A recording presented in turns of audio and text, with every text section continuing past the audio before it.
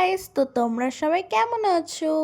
তো আমি অনেক দিন পর চলে গেছিলাম হচ্ছে কলেজে। আর কলেজে গিয়ে ফার্স্ট পিরিয়ডে ফার্স্ট বেঞ্চে বসে আমাদের আবার আগাদ্দি স্টার্ট হয়ে গেছিলো।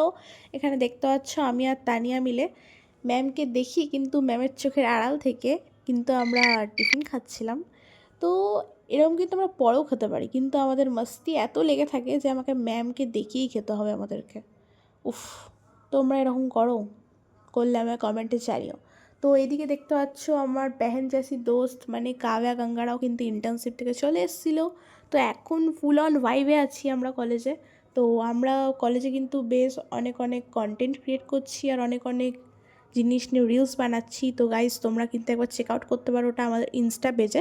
তো আমরা আবার কন্টেন্টের ব্যাপারে ডিসকাশন করতে করতে চলে যাচ্ছিলাম ঘরে। তো আজকের জন্য এতটাই, গাইজ টাটা।